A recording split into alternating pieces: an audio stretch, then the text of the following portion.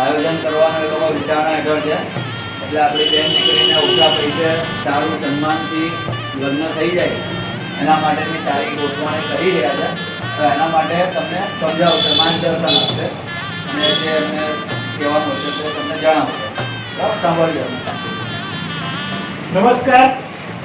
સુરત મહાનગરપાલિકાના તમામ રજિસ્ટર્ડ યુનિયનો એના દ્વારા વર્ગ 4ના આપણા ચોથા વર્ષના કર્મચારીઓ, બેલદારો, સફાઈ કામદારો, પટાવાળા, જેટલા પણ ચોથા વર્ષના જેટલા પણ કર્મચારીઓ આવે છે એ તમામના માટે સમૂહ લગ્નનું આયોજન 11મા મહિને દિવાળી પછી આયોજન કરવામાં આવ્યું છે. બરાબર.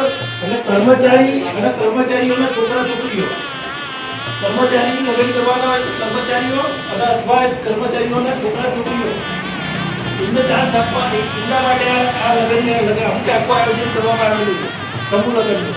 એટલે જે કોઈ જોડાવવું હોય તો આવતા મહિને 1 થી 10 તારીખમાં ફોર્મ ચાલુ થશે ભરવાના.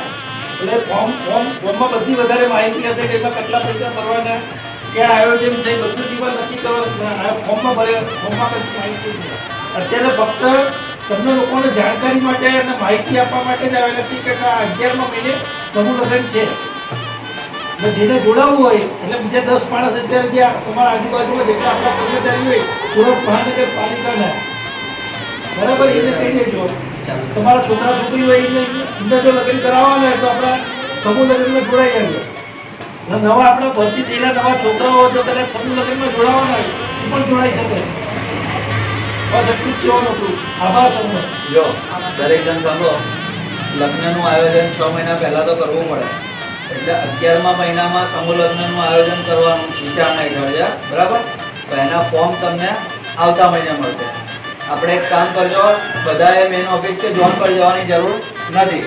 જેને પણ સમૂહ લગ્નમાં જોડાવાની ઈચ્છા હોય, જેવી આપણા કુંવારા છોકરા છે એ જ છે. કેટલા 11 જે હોય